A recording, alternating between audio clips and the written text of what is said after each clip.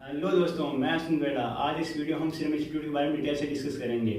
दोस्तों, जैसे कि न्यूज़ में काफ़ी आपको पता ही चला है, कोविड चला, कोविड की वजह से कितनी परेशानी हुई, कितना लॉकडाउन हुआ, कितना इकोनॉमिक लॉस हुआ, और इसी बीच में कितनी बेसब्री से इंतजार किया कि वैक्सीन आ जाए, वैक्सीन आ जाए। और इवेंचुअली वैक्सीन आ गई है 16 जनवरी से बाद इंडिया में तो स्टार्ट हो गई वैक्सीनाइजेशन करना।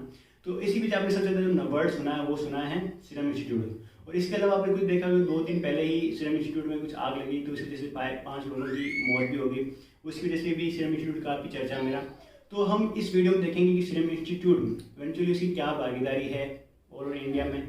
जैसे देखो, आपको जैसे ये भी सुनने में आया कि दुनिया में सबसे ज़्यादा जो वैक्सीन प्रोड्यूस कौन करता है, वो सीरम इंस्टीट्यूट ही करता है।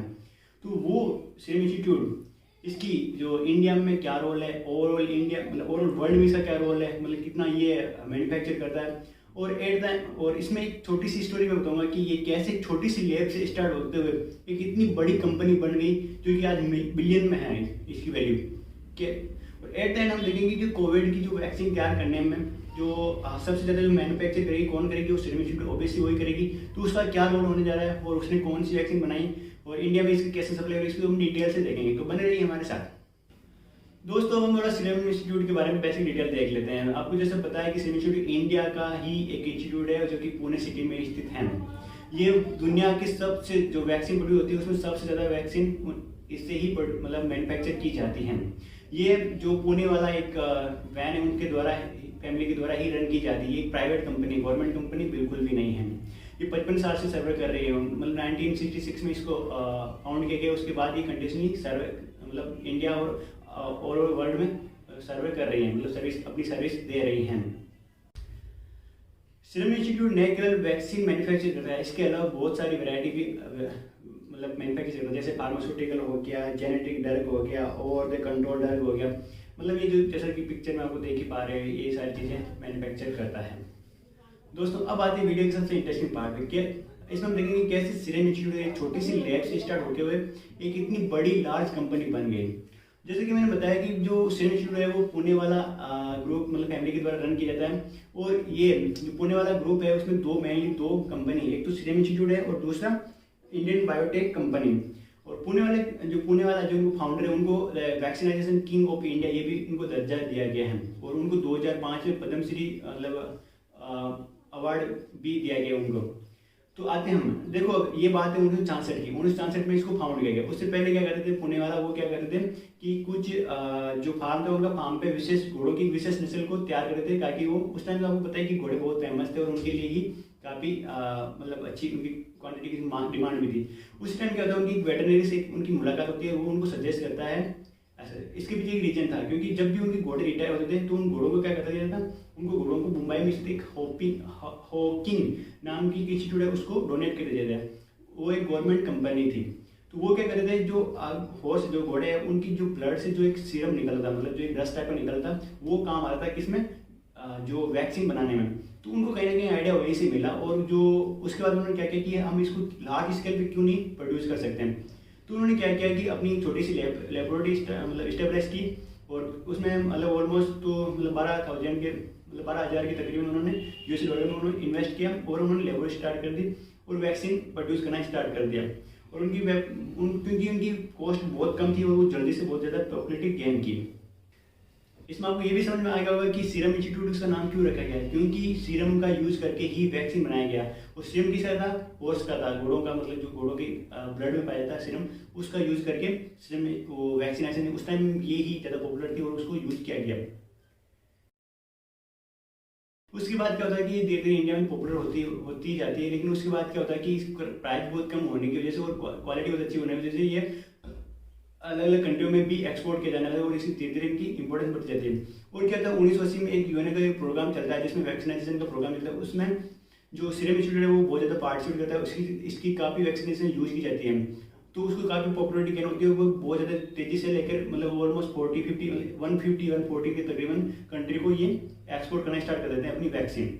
इस तरह ये इतनी ज़्यादा पॉपुलर होती है। और इसका मेन आपको कंफ्यूजन में आएगा कि जो वैक्सीन जो मैन्युफैक्चर करने में प्राइस आती है वो बहुत ही कम होती है इसकी, और क्वालिटी की बहुत अच्छी होती है इसकी, नो डाउट क्वालिटी में भी। तो इस तरह ये बहुत ज़्यादा पॉपुलर हुई और आज बिलियन में इसकी वैल्यू है। अब हम देखते हैं कि ओवरऑल वर्ल्ड में इसकी क्या इंपॉर्टेंस है। दोस्तों मैं बताता हूँ कि एक साल में ऑलमोस्ट 1.5 बिलियन डोजेज प्रोड्यूस करती है वैक्सीन के। 1.5 मतलब जो इंडिया की पॉपुलेशन, टोटल पॉपुलेशन है 1.2 बिलियन है, और ये 1.5 बिलियन डोजेज प्रोड्यूस करती हैं। देखो आप कहोगे कि तो कम ही है, मतलब कोविड के लिए तो एक साल लग जाएगा, मैं नहीं, ऐसा नहीं दोस्तों, ये ज़्यादा भी प्रोड्यूस कर सकते हैं, क्योंकि अब इन पर डिपेंड करता है ना, वो डिमांड एंड सप्लाई पर डिपेंड करता है कि वो कितनी मैन्युफैक्चर करें, लेकिन फिर भी वो 1.5 मिलियन लास्ट ईयर उन्होंने की थी उतनी डिमांड के अकॉर्डिंग। सेकेंड बात है कि इंडिया के जो मतलब ऑलमोस्ट जो चाइल्ड जो ओवर वर्ल्ड में, जो पूरे संसार में जो जितने भी बच्चे पैदा होते हैं, ऑलमोस्ट 60 से लेकर 70% बच्चे एक कहीं ना कहीं एक बार तो सीरम इंस्टीट्यूट की वैक्सीन लेते ही लेते हैं। इतनी इसकी पॉपुलरिटी है, मतलब ऑलमोस्ट 140 या 150 कंट्री को ये एक्सपोर्ट करते हैं अपनी वैक्सीन। इंडिया में तो बहुत कम, मतलब इंडिया में बहुत कम यूटिलाइज होता है उसका, मतलब 80 to 90% जो वैक्सीन होती है वो एक्सपोर्ट होती है, मतलब और अदर कंट्री में जाती है। और एक जो मैं आपको बताना चाहता हूँ कि 2014 में जो वैक्सीनेशन प्रोग्राम, जो international vaccination programme run by WHO world health organisation द्वारा जो रन किया गया, उसमें वैक्सीनेशन की जो वैक्सीन यूज की गई वो सीरम इंस्टीट्यूट के द्वारा मैन्युफैक्चर वैक्सीन को ही यूज किया गया। तो इतनी पॉपुलर है, तो क्या ये केवल इंडिया में मैन्युफैक्चर करती है? नहीं दोस्तों, इंडिया के अलावा ये जर्मनी में भी मैन्युफैक्चर करती है, इसके अलावा ये नीदरलैंड में भी अपनी कुछ सब्सिडरी, मतलब इनकी कुछ ब्रांचेज हैं वहाँ पे, वो भी वहाँ पे मैन्युफैक्चर करती हैं। इसके अलावा जो पुणे के अलावा ये उत्तराखंड में उनकी एक और ब्रांच है, सब ब्रांच, वो भी उनकी सब्सिडरी है, वो भी मैन्युफैक्चर करने में काम करती है। दोस्तों ये केवल मैन्युफैक्चर वैक्सीन मैन्युफैक्चर में मैंने बताया, जैसे कि आपको फार्मास्यूटिकल हो गया, ड्रग हो गया, जो कंट्रोल हो गया, उनके लिए भी मैन्युफैक्चर करती है। इसके अलावा ये रिसर्च में भी काफ़ी कुछ काम कर रही है, बहुत ज़्यादा इन्वेस्ट करती है रिसर्च के लिए काफ़ी।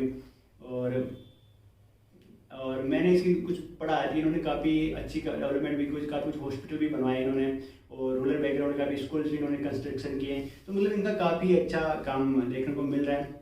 और अब आते हैं सबसे इम्पोर्टेंट, जैसे जिसके बारे में आप जानना चाहते हैं कि कोविड की वजह से जो कोविड की वैक्सीन अभी आपको पता है कि जो हमारे इंडियन जो ड्रग एंड कंट्रोलर अथॉरिटी, उन्होंने 2 ही वैक्सीन को मतलब अलाउड किया है, वो भी किस लिए कि आपको इमरजेंसी यूज।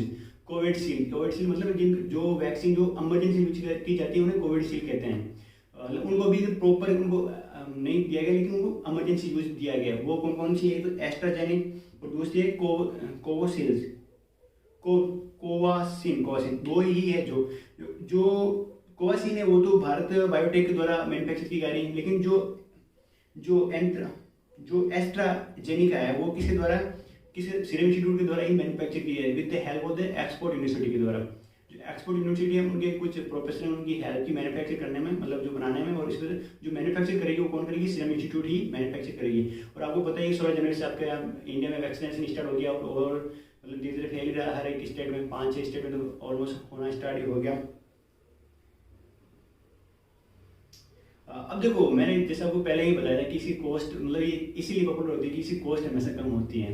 अब जैसे जो एग्जाम्पल लेता हूँ कि कोविड की वैक्सीन एक फाइजर जो यूएसए बेस्ड जो कंपनी, उसने भी बनाई, लेकिन वो काफ़ी क्वाइट एक्सपेंसिव है, जो महंगी भी है, और इसके अलावा उसको जो रखना, मतलब -70 डिग्री पर उसको स्टोर करना पड़ता है, जो कि मतलब इंडिया में तो बहुत इम्पॉसिबल है, क्योंकि इंडिया एक ऐसा कॉन्टिनेंट है जहाँ पे टेम्परेचर हमेशा हाई रहता है।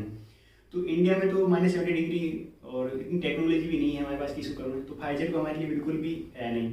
और इसके अलावा देखोगे कि जो सीरम इंस्टीट्यूट द्वारा जो वैक्सीन बनाई गई उसकी कॉस्ट बहुत ही कम है, ऑलमोस्ट 1000 है, और अभी तो उन्होंने बहुत मतलब 200 रखा है, मतलब रुपये रखा है। और अगर आपको बाई चांस अगर आपको मार्केट में बेच रहा है तो वो उनको 1000 लगेगा, और उसके कुछ डोजेज और लगते तो उसे कुल मिला के 2000 का खर्चा आएगा। और आई थिंक ये क्वाइट मतलब इतना एक्सपेंसिव नहीं है इन कंपेरेटिव टू अदर कंट्रीज जो कि मैन्युफैक्चर करती हैं। तो आई थिंक आपको ये सब सुन के प्राउड फील होगा कि हाँ, इंडिया में भी इतनी अच्छी मैन्युफैक्चरिंग होती है। और मैं आपको बताता हूँ दोस्तों, कहना चाहता हूँ कि इंडिया वैक्सीनेशन में लेकर, फार्मास्यूटिकल लेकर, इन सब चीज़ों में बहुत ज़्यादा एडवांस है। हमें इसमें बिल्कुल ही टेंशन की जरूरत नहीं है, क्योंकि बहुत ज़्यादा ये हमें अब नॉलेज में आया, क्योंकि कोविड की वजह से नॉलेज में बता, मुझे खुद को पता नहीं था कि ये इतनी सारी चीज़ें भी हमारे पास हैं। समटाइम्स आई फील प्राउड, कि मतलब हाँ, प्राउडफुल लगता है कि इतनी। आई थिंक वीडियो आपको बहुत अच्छा लगा तो like share with your friends, so that उनको भी पता चले। और दोस्तों, मुझे ये सब करने में मज़ा आता है, और मैं जब भी फ्री होता हूँ तो ये चीज़ें करता रहता हूँ। आपको अच्छा लगा तो, और प्लीज़ कमेंट में जरूर बताएं कि ये कैसा लगा और आपके क्या व्यूज़ हैं इसके बारे में, इंस्टीट्यूट के बारे में, और व्हाट शुड आई इम्प्रूव। मुझे जब से वीडियो क्रिएट करता हूँ उसमें मुझे क्या इम्प्रूवमेंट करना चाहिए भी बता दीजिए। Take care, bye, have a